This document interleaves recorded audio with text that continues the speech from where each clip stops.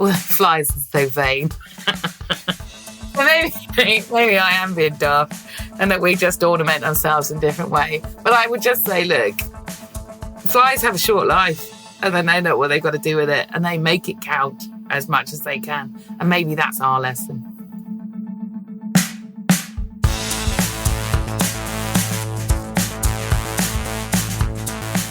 Right, strap yourself in because you're going to learn all about how flies have got combs to make their arseholes look pretty. And if that doesn't sound like the sort of thing that's for you, then it means two things. It means you shouldn't listen to this episode of Your Brain on Climate, and it also means you're not ready to learn about how amazing flies are.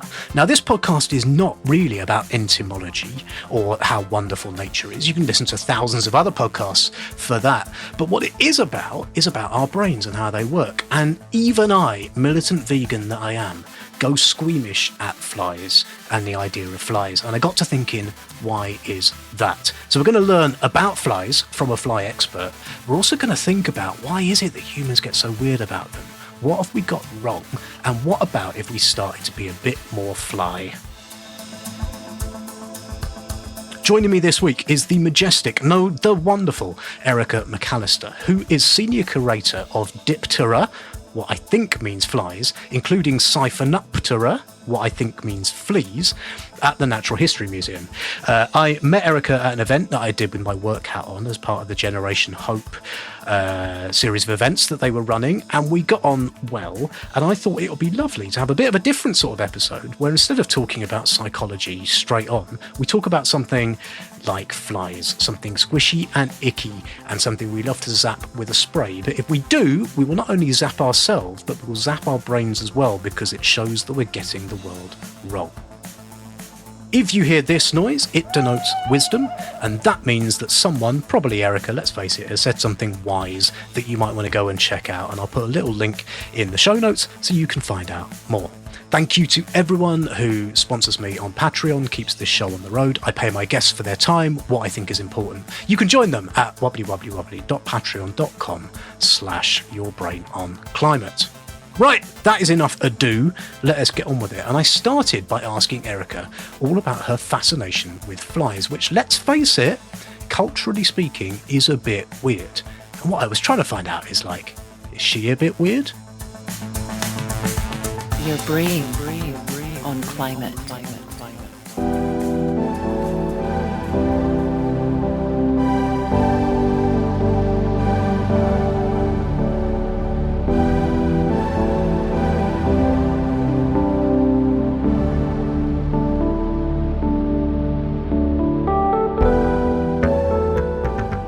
Have you always been into flies and fleas then? Are you one of them kids who was out when all the other kids are off, like, climbing trees and playing football, and you were down on your knees trying to find a fly in a pile of poo? Well, I was both, because I did climb a lot of trees in my childhood, so I fell out of a lot of trees. So I spent a lot of time on the ground recovering, and that's when I got curious about the little things. So we'd always been encouraged to appreciate our environment. We grew up pretty feral, I like to say. But my dad gave me a microscope very early on. So, in the combination of having this amazing wealth of natural history on my doorstep and a microscope, I was quite curious and quite nosy. And I think that's the really nice thing, is that you don't actually have to go far from your front door to actually experience a whole new world. And that's what I love about the insects. And so I didn't grow up, I wasn't Darwin. I didn't stuff beetles in my mouth and things like that. But I did foster a love for this environment very early, which was helped, shaped and mentored by many a tutor along the way. Hang on. So when you fell out of a tree, what happened? You landed face first in a pile of poo and there was flies in it, or what? To be fair, I didn't ever land in thesis, I don't think. It's best not to worry about that. No, I had a lot of stitches all over. But I was small. I spent a lot of time on the ground. I studied, I would stare. We didn't have a TV. We did. We weren't allowed to watch it. Oh, no. And so there was lots of time. I read a lot and I just explored the garden and the woods and everything else, So as pretty much every normal person should do, really. And have you always... Because people like badgers, and what else do they like? They like squirrels, one of which is currently over on your roof, and they like cats and dogs. Most people don't like flies and fleas, so what was it drew you to them in particular? I presume flies more than fleas. You didn't immediately become fascinated with fleas per se. Well, actually, Flies and me had a tentative early relationship, and then we drifted slightly, and then we got back together as all good relationships. You figure out, you let them go and they come back. And that's, I think, how the Flies and me were. So I've always liked insects, and I flitted around with beetles for a bit. I worked in ants in Australia, and after counting 330,000 ants, I decided I didn't want to look at an ant again. And as coming from an ecology background, coming from studying the environment, I wanted to know more about interactions. And I wanted to know more about processes, and I wanted to know more about how things get there and all sorts of things like that. And basically, you name it, flies do it. So that was the great thing about flies. They're just ubiquitous. They get absolutely everywhere. So it's like, brilliant. So my PhD, when I was looking at wetlands, my PhD supervisors, one was a canopy arthropod specialist and the other was a soil invertebrate specialist. And I was looking at a wetland. So they were like, you're going to need more help. And that's when they recommended a fly specialist at the NHM. And he basically just opened up a whole new world again. So it was absolutely fabulous.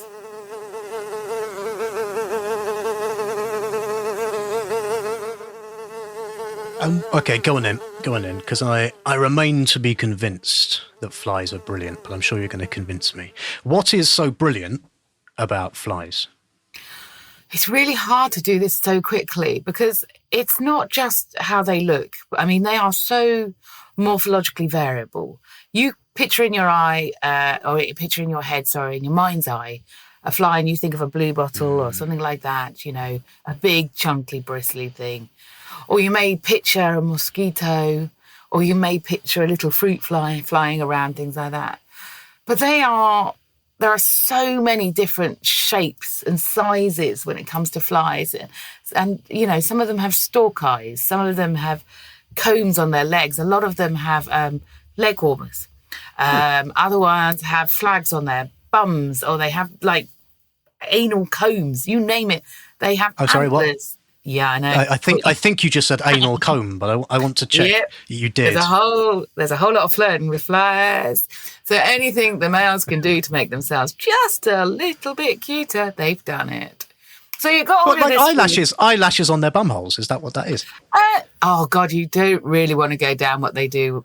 I don't know what time your podcast goes out, but it's definitely an after hours. Okay, all right. Well, we're going to get into some of this. I've heard you talk before about some of the downright filthy behaviour in the fly kingdom.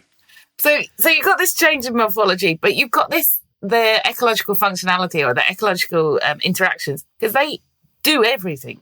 So they're parasites, parasitoids, detritivores, herbivores, pollinators, you name it, they are in it. And they also get themselves everywhere.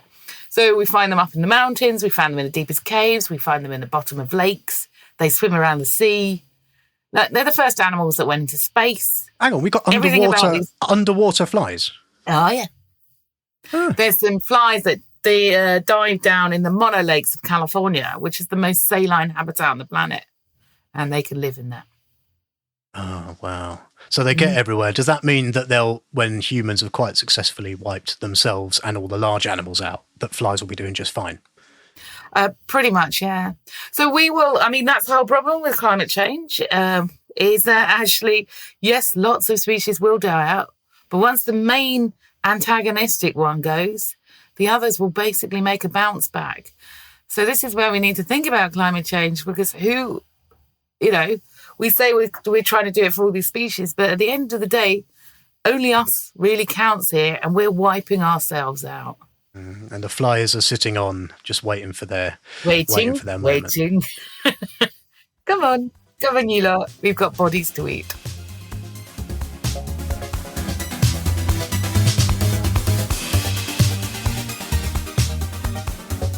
All right, so you get flies everywhere, and flies can live up the highest mountain, at the bottom of the saltiest lakes. They've got anal combs and pretty eyes, and you think they're really, really lovely. So why, therefore, do most people not see that, do you think? Because most people think of flies as like one species. It's that one that you've been told is disgusting. It spreads filth, it spreads germs, it spreads disease. To date, there's about 165,000 described species of fly. So, Shut up. Yeah, there's more species of fly described in the UK than there are mammals on the planet. And yet, interestingly, we don't all tarnish mammals with the same human brush. So we don't say, oh, I hate all mammals just because this mammal is wiping out the planet. No, we are more considerate to the other species going, I know there's a bad one amongst you, but there are some very, very good ones.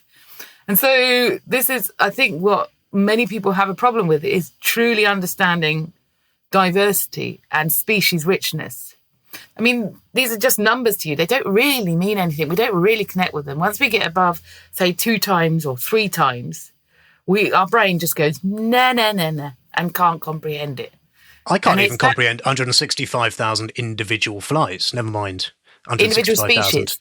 types That's of not flies. what's alive. Yeah. Yes, that's not what's alive on the planet at any one time. Wow. I mean, every spring, 4 billion flies turn up in the UK from abroad. Where'd they come from, eh? Bloody, I bet they didn't pay their, No, they didn't come, but they're coming over here, meeting our ladies, and they're very having their way with them. They are. What they're doing. And leaving thousands of with their offspring. anal combs. Yes, thousands of offspring, which are luckily actually helping our environment. Because they're the ones that are the really important pollinators, and their larvae are eating all the pests. So they're Pollinators? Little Like bees, like fluffy, pretty bees that everyone likes. You're telling me flies do that as well? Flies are, in fact, really good at pollinating. Really, really good. You wouldn't have chocolate, really, if it wasn't for flies. But things are pollinated by chocolate. Many things. Many things. Coffee, carrot, all sorts of things pollinated by flies. So flies are really good pollinators, especially in adverse conditions. Bees, bit of a wimp. Don't get up in the morning if it's cold, blah, blah, blah. Flies are out there going, okay, it's up to me again. And, in Arctic conditions, there's still 1,000 species of insect. 2,000 of them are flies. Even those much maligned mosquitoes are very important pollinators. I want to talk to you about them. I got quite recently got covered in a mosquitoes. I think one mosquito made quite a mess of my back quite recently. And people have often said to me, because I'm a militant vegan, right? And people have often said to me, what about mosquitoes then? Would you squish mosquitoes? And I have to say the answer is generally yes. But would that be a bad thing to do? Do even the mosquitoes? You're killing mothers. Oh, don't say that. That's all right, right? That's how you want to live with yourself. So, okay, go on then. What has the mosquito ever done for us? What have you ever done for anything? Me? Hold on. Go back to that. The psychology behind that is that we expect a purpose in everything. Nothing has a purpose. Why do I get asked this all the time. What is the point of flies? And it's like, well, what is the point of you? Asking me these pointless questions. They're not pointless. They bring joy to the universe. Thank you very much. So do flies. Thank you very much. And give you chocolate. So therefore, there's 2 things better already. Just so. Fair enough. So there's about 3,600 described species of mosquito currently, I believe. And about 150 of those are important vectors, i.e. they transmit disease, pathogens such as malaria, dengue, Western Nile, filariasis, all of these sorts of things that are quite bad. There's no getting around it. Resulted in quite a few million deaths. There have been. But within those, there's only about 20 species that are the big hitters. These are the big mamas that are causing a lot of the problems. So we've been concentrating a lot of efforts into eradication programs. And the mosquitoes have been concentrating a lot of efforts into surviving. And that is the problem here, is that they have a mutation rate and a reproductive rate way faster than us. And so every time we throw something at them, such as DDT and all of that, we can see how quickly they are able to mutate and able to develop insecticide resistance. So in many ways, of us trying to eradicate the mosquito has been quite daft. And I'm very, very pleased to see the recent developments with a vaccine that's just been announced in Ghana going forward and doing the first program. I think that is superb. Vaccine for what? For malaria. Yeah. You don't give it to the mosquitoes, you give it to the people, right? Can you imagine the very small needles? Oh, fiddly, wouldn't it? Doing it for the people would be easier, for sure. I think, it would take a certain type of person to sit there and just inject mosquitoes. No, you actually inject the person, as you do with most vaccines, young man. But anyway. So I just wanted, before we move off, I just want to really get into this thing because I've had a problem in this room with flies, not because I'm unhygienic or anything. Take that look off your face. There was an incident with a plant and it had lots of flies in it, right? And like I say, I try to think of myself as a fairly huggy, vegan-y sort of geezer, but I didn't like having loads of flies everywhere, and I wasn't particularly sure why. Like if they'd have been kittens, I would have been all right with it. Okay, but hold on a minute. You're assuming home ownership is understood by every creature on the planet. Right. You mean the flies didn't know it's my house? No. So we create habitats, we create spaces for ourselves, and we hate it when other creatures, unless we personally invite them, come in. So this is a whole weird concept anyway. So we have to remember that we need to exist within the space with everything else. And the most that those flies can do to you, they're probably skyarids, which live in the roots, in the soils of your plants. Little tiny ones. Yeah, tiny little black ones, pretty much like most species of fly. Is that they could flutter near you. They did that. Did you know that this laptop that I'm using is quite new because one of them fluttered near my old laptop and I knocked a pint of water on my laptop trying to squish it? Well. That's actually a true story. Yeah, and what is the lesson you've learned in that? Don't be an arsehole, Dave. Shoot it. There's a little fly somewhere giggling. No, there is. I was fully aware of the karma of the incident. But was there ever a point where you were kind of disgusted by flies and broke through it, or you've just always been fascinated by? I don't know. I really can't tell you. I'm old. It may have been a point. I think I was very lucky to be brought up to always ask why, and also to carry on. So never just to look at something, to always study it, to always learn about it, to always go away. And I think once you kind of get through that bit, you realise there's a whole lot of sensibilities we have, which they may have been useful, and they may be useful in certain environments, but in growing up in a little village in the south of the UK, I didn't need to hold on to as many of the historical influences. But they're kind of evolutionary, right? Like to an extent, have we evolved? I don't know. I mean, I've written books about flies and stuff. Like, is there a kind of evolutionary fearing of, where there are flies, there may be poo, and where there's poo, there may be illness? Is that a thing? No. I mean, again, that's one. There are very few species of flies that we have to be mindful of.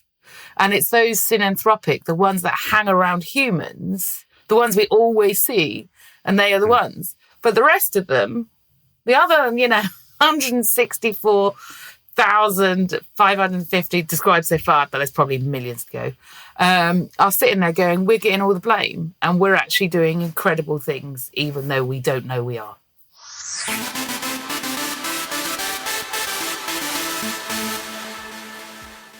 Your brain on climate.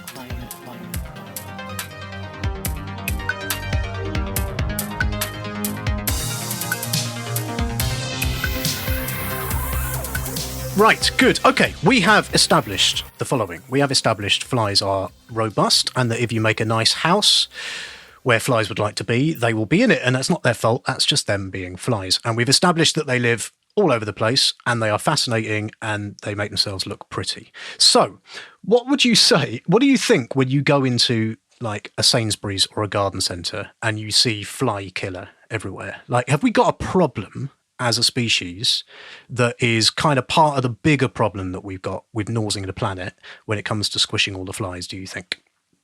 Oh, I went to a garden centre at the weekend. I have a problem, a real love-hate relationship with garden centres. I think it's really good to encourage people to be out in your gardens and think about that. But then you have all these imported plants, and then you have this wall-to-wall kill zone. Yeah. And it is kill your slugs, kill the rats, kill the bees, kill the ants, kill the flies, kill everything. And it's like, wow. It really is wow, because I don't know who's trying to create something here. It's like, telling you that ants are bad. I mean, how on earth can ants be bad? The whole, the flies, most of them are pollinators.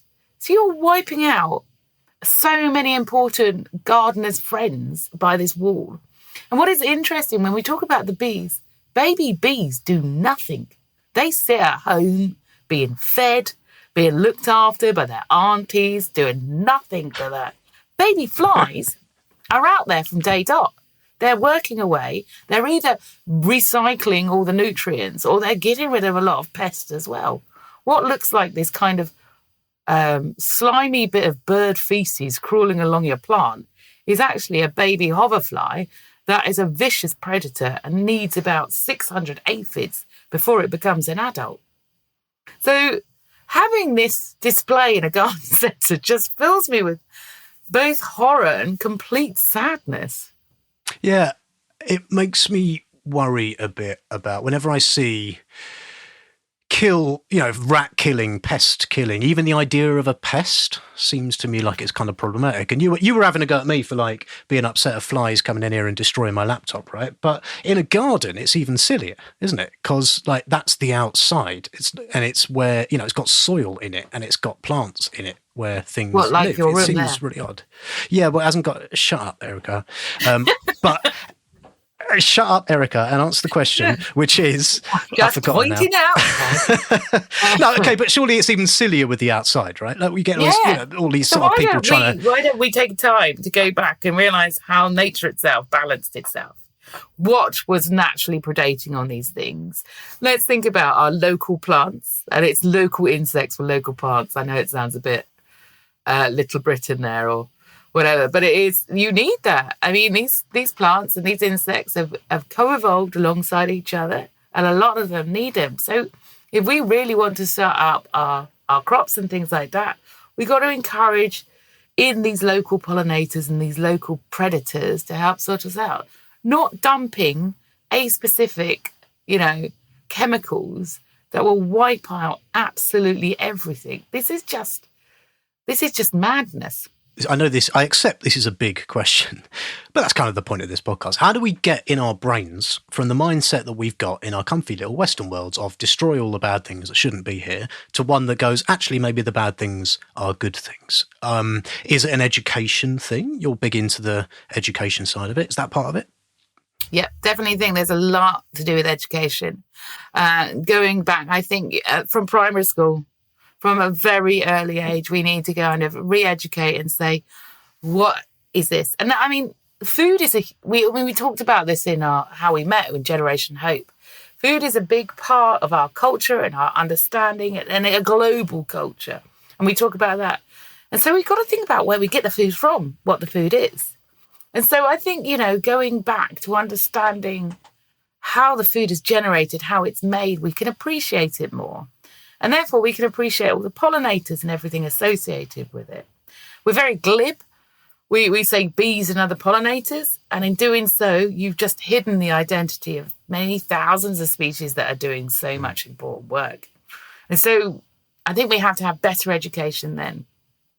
I would like a big management to take ownership, or if they can't, to be forced on them. I think we need to say more on our products about how the food is made.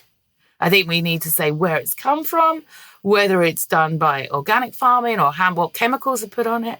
I think we should just be really totally honest and say, look, do you know what? This is all making an impact. It's going to be huge, but I think, they should take brunt of the finance of these sorts of things. They've taken so much from the environment, and creating more and more agrochemicals is just going to create a dearth of food in the future. I don't get it. I get really angry about this.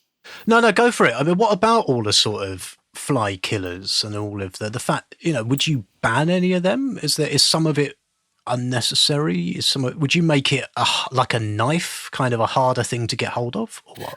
No, because there are situations where it is absolutely imperative that you have a sterile environment. And I'm not going to say to people who are living in a dangerous area, if they can't get themselves into decent physical protection, so screens and things like that, I'm not going to say, do you know what, it's not fair. So, but where we are not in that situation, which is pretty much anywhere in the UK, we can actually do something about it rather than spreading, passing off and shirking our responsibility. You're changing, Seth. Everything about you is changing. Oh no, what's happening to me? Am I dying? I want to know what's You said going you on. were lucky that you'd been sort of brought up to poke at flies and ask why they buzz, right? How do we get more of that fascination into people? Because that can't just be a thing for kids. We don't have time, and it's not fair to see it just a thing for kids. Like, how do we get adults to kind of go, well, maybe this is all joined up, and if I kill that thing, it might kill that thing, and then we'll all be dead?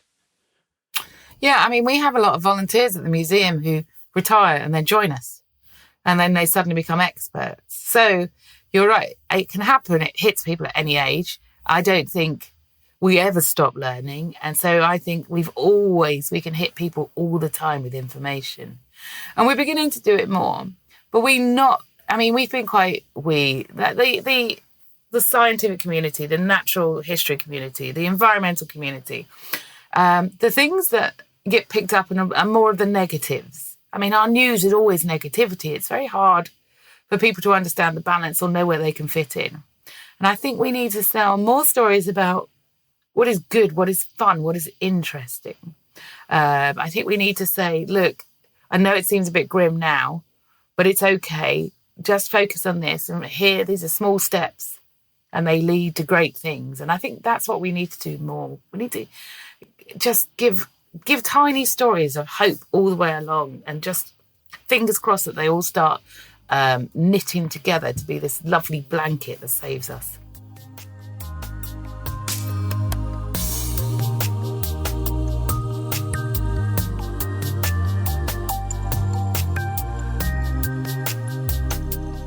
Do you think things like David Attenborough's Wild Isles, which at the time of recording is finished? I've been away for a bit, but I think it's around anyway, which is very big on, and I'm not having a go at Sir Dave for all sorts of reasons, but it's very big on big pretty animals still, isn't it? Very big on eagles and squirrels and pandas or whatever the hell they have in Scotland, right? And what it isn't big on is flies and fleas. And does someone need to do a kind of David Attenborough type job on the unlovable, sort of slippery, buzzing Unlovable? things? Oh, God. Oh, no, I've done it. And I guess that's your job to an extent, right? But, do we need more of that public excitey sort of stuff? Chris Packham's always trying to do that, isn't he? Yeah, Chris has got a great voice when it comes to doing that. And he's done his Midgenados, and he does talk about that. I have to speak to someone about bee flies. So, yeah, there is all sorts of things going on. And to be fair, Wild Isles did do quite a few fly stories. Believe me, I made notes. I was keeping in touch. And as they say, and they will always say this, that they have to, in certain ways, do some of the big animals to get people in because people feel comfortable with them before they can throw them little at them. So, again, it's tiny steps trying to get that. I think if you were to throw insects full stop at the whole populace, most of them would just switch off immediately. You kind of have to sneak in with the fun stories, the ones that they don't realise, and then they go, oh, so they can be led down this dark taxa pathway. Oh, is that why you've got so many stories of the sex lives of bugs then? Yeah, it could be that, or it just could be my personality.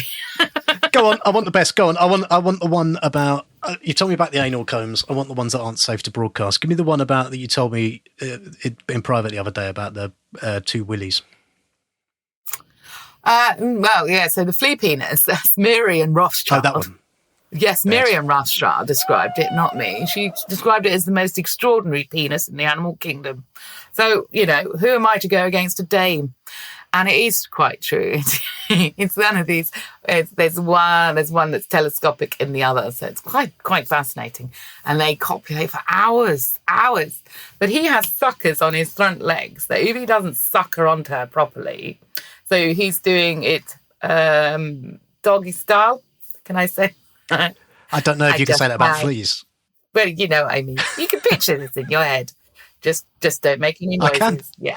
So you got the flea, the male riding the female, and he has to hold on with his front legs, and he kind of suckers them on. And if he doesn't have a good grasp, he comes off. The only thing that's basically connecting him is his intermittent organ, and he can be dragged around for hours. Oh, how that makes me laugh. Yeah. So there's a lot of that going on. Nature, it's quite funny. All right, last question for you then, and it's a big one on the subject of things we could learn from nature that might put people in their place. What if humans were to live more like flies in a way that was good? What key lessons could we learn from flies? Well, I think that's a bit of a daft question, because the only reason anything wants to live is to reproduce, to survive. Maybe there's some things we can do then, is to strip back from so much commercialization, so much wanting, so much random stuff that we can't do anything with, and it's pointless. We care so much about how we appear to other people, and really we should care about making ourselves better people. So I would maybe say, well, flies are so vain. Oh, well, they're amazing. Oh, look at my bumhole. Look at my bumhole. Maybe I am being daft, and that we just ornament ourselves in a different way. But I would just say, look, flies have a short life, and then they know what they've got to do with it, and they make it count as much as they can. And maybe that's our lesson.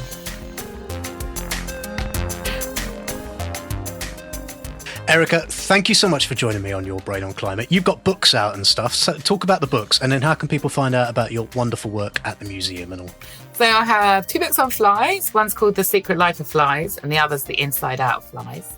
So the first one is more about the ecology and what they get up to, and the second one is their bodies. So it's head to toe and an entire chapter on genitalia. You'll love it.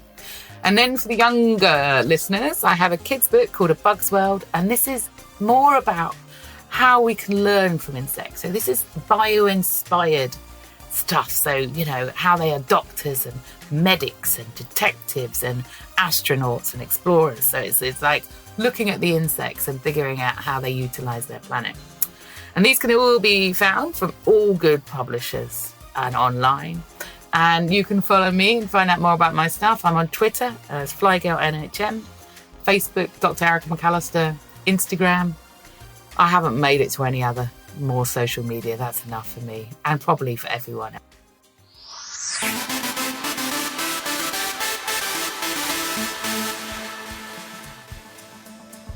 Loved it. Loved that. Loved Erica.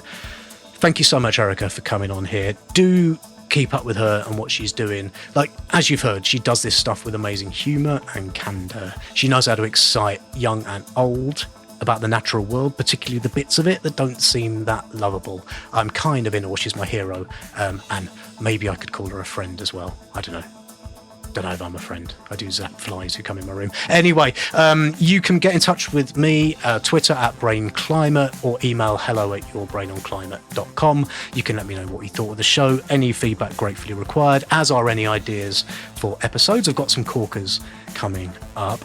Please do consider dipping into your pockets just for a couple of quid and funding the costs of the show on Patreon, which allows me to pay the guests, which allows me to keep doing the show and get such cracking guests, frankly, get people whose time I would not ordinarily be able to prize. You can do that at wobbly.patreon.com/yourbrainonclimate. And that's it. Oh yeah, give it a rate and a review on your podcast medium of choice. That more than anything else right now. is a huge help to get this soaring up the charts and up to world domination, which I only want to do because I'm a stupid human and not a fly who's interested in maximising my time on Earth. I understand, I get it, leave me alone.